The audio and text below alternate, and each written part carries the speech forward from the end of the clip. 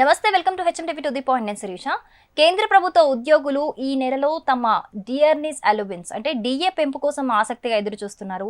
అయితే వీరి DA hike తో పాటు మరికొన్ని గుడ్ న్యూస్లు కూడా అందుకునే అవకాశం ఉంది.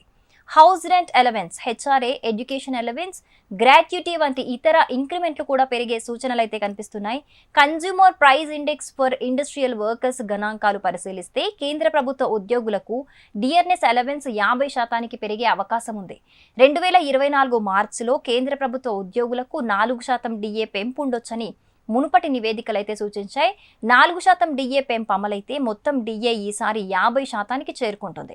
డిఏ 50% చేరితే జీతంలోని కొన్ని ఇతర అలవెన్సులు, కాంపోనెంట్లు కూడా పెరుగుతాయి.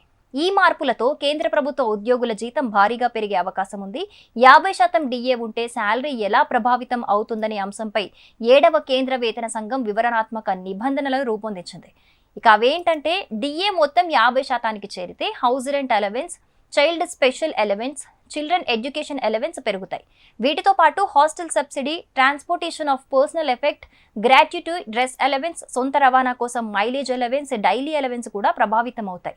మరి హౌస్ రెంట్ అలవెన్స్ హెచ్ఆర్ఏ ఎంత పెరుగుతుంది? కేంద్ర ప్రభుత్వ ఉద్యోగులు వారు నివసించే నగర కేటగిరీ ఆధారంగా హౌస్ రెంట్ అలవెన్స్ అందుకుంటారు.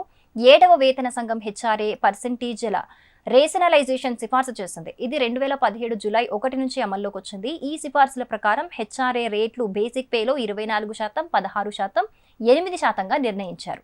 ఇవి వరుసగా XYZగా వర్గీకరించిన నగరాలకు వర్తిస్తాయి. డిఏ పెంపు 25%కి చేరుకున్నప్పుడు హెచ్ఆర్ఏ రేట్లు తదానుగుణంగా సర్దుబాటైతే అయ్యాయి. ఈ సమయంలో సవరించిన రేట్లు వరుసగా XYZలుగా వర్గీకరించిన నగరాలకు బేసిక్ పేలో 27%, 18%, 9%గా మారాయి. 7వ వేతన సంఘం సిఫార్సుల ప్రకారం డిఏ పెంపు 50%కి చేరిన ప్రతిసారి పిల్లల విద్యా భత్యం 25% పెరుగుతుంది. కేంద్ర ప్రభుత్వ ఉద్యోగి పిల్లల విద్యాభృతిగా నెలకు 2,250 రూపాయలు పొందితే డిఏ 50% వస్తే అది నెలకు 2,812.5 రూపాయలకి పెరుగుతుంది.